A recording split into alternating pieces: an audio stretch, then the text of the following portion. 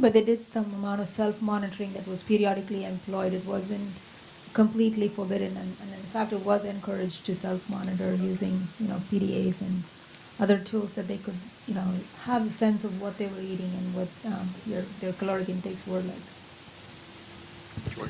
So sitting here freezing in this room reminds me of another kind of omics, the exposome. And I'm wondering, it'd be awful nice to have data on how these folks set their thermostat in their home. Seriously, that could be an important variable, an interesting variable for any future studies. Yeah, we'll see what we can do about the heat in here.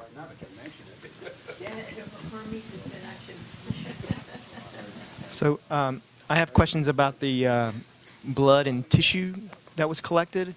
So the first question is there a list of hormonal or molecular endpoints that have been measured already that's in one spot? Yes, let me get to describe the website, and then you'll see where that's. Yes. For each of those, there's only limited amounts, right? Only limited amounts of blood, limited amounts of tissue. So is there? I'll address that too. Good questions. All good questions. You're anticipating the next little bit, okay? But anything else about the study, though? Were the subjects aware of the background on caloric restriction, the potential lifespan effects and health span, and the ultimate purpose? We are required to provide that by way of consenting, as well as in the process of screening them in person, which Bill showed you the numbers.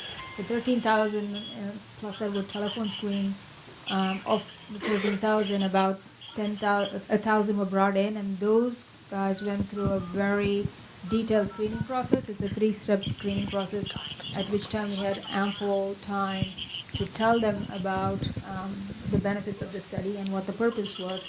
And interestingly, as Bill pointed out, this is a very specialized sample. These guys were mostly interested in health-related, quality of life, and they were not here for the purpose of weight loss. We were very careful not to use the diet and weight loss language, both in the advertising, the communication, and the messaging that went on from screening through enrollment.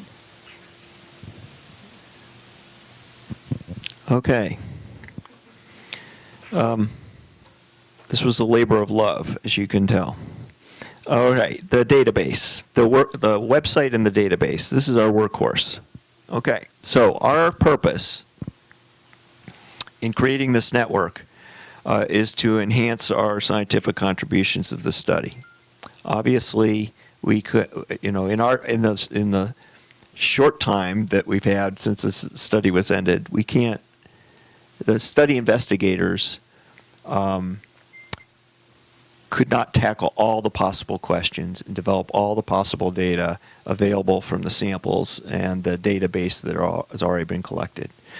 So we would like to have the scientific community engage in CALERIE in a way that's productive for the study itself as well as for the investigators. And we're particularly interested in recruiting the next generation of caloric restriction investigators, or for using the study and samples for other pertinent questions relative to adaptations of humans to a caloric-restricted diet. CALERIE should be considered a platform for aging research. We had 2 days of a conference about nutrition interventions for aging. And CALERIE represented a central component of that. It's not the only approach to deal with aging issues or mechanisms, but is a very powerful one. And we're interested in mechanistic factors that may mediate responses. We're interested in progenitor cell populations, in muscle and fat, in cell senescence, in telomere length, circulating factors, blood gene expression, and DNA methylation in particular. We would like to see strategies developed to identify targets for new interventions that would influence aging mechanisms and we would very interested in proposals that would help clarify the mechanisms that mediate favorable responses of CR in humans. Who are we? So the CALERIE Research Network is a collaborative agreement between the National Institute of Aging and the Duke team that have been introduced. There's an executive committee that meets biweekly to deal with logistics of the study, and stewards the CRN refers to the CALERIE Research Network. There's an external science committee that provides scientific stewardship and advice on directions. And the steering committee reviews and approves the ancillary studies, deals with sample and data stewardship. As you imagine, some of these samples are precious, but there's a balance between using samples for important scientific questions and then depleting the resource. And so it's the charge of the steering committee and external science committee to help steward that balance. The steering committee also functions as the analysis and publications committee for the study. And more important, we would like to have both committees, but particularly the steering committee, help mentor individuals who are new to the study. As you can tell, there's a lot of collective knowledge among Cy and Corby and myself and Leanne Redmond and Carl Pieper and Manju Bapar in the back and others and Luigi that can help you get over hurdles that you might not know are there or issues with the samples. The proposals that we will consider go through a series of assessments. This was basically developed for the ancillary studies with CALERIE proper, but a lot of these steps are pertinent to the processes that we go through now. So your proposals will be reviewed in concept by the External Science Committee and in detail by the Steering Committee. We're going to take proposals on a quarterly basis and review them. We would ask that they come, we will review them basically on the first meeting or the first month of each quarter, so January, April, July, and October. And we would ask that they be submitted at least 1 month prior to give us time to review them. So if you're anticipating a grant proposal where the deadline is October 5th, we would like to, and you want a letter, a support letter, we have to have at least 1 month to review your proposal and get you that letter. So we would ask for the proposal to be in 2 months in advance of your submission. That make sense?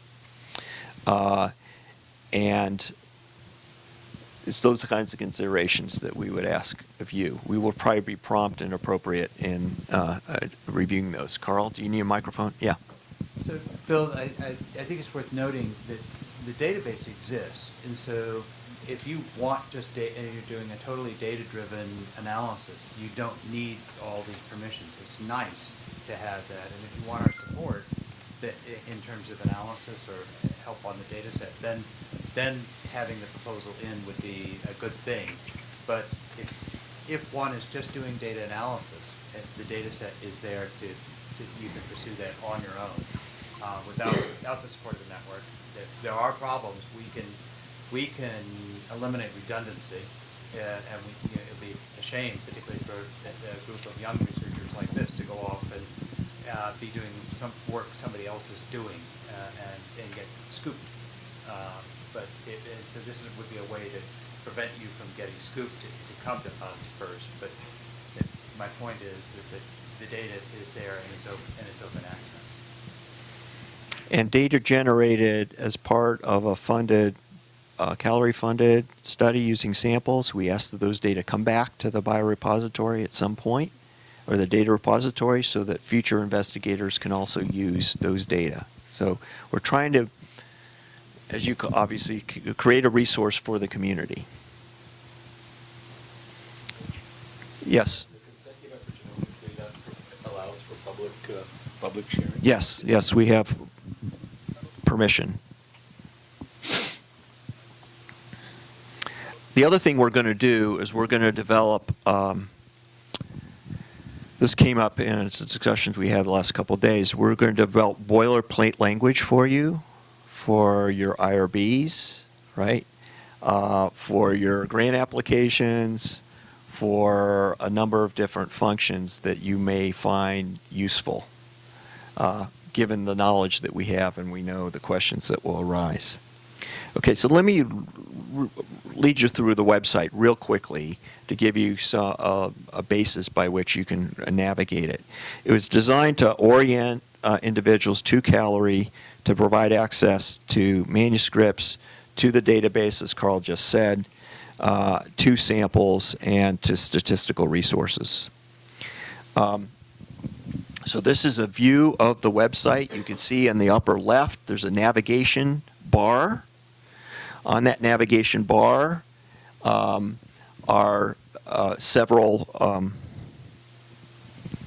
tags, one for network resources, one for about the study, one for database documentation, biorepository, how to apply for samples, protocols and procedures, ongoing projects, publications.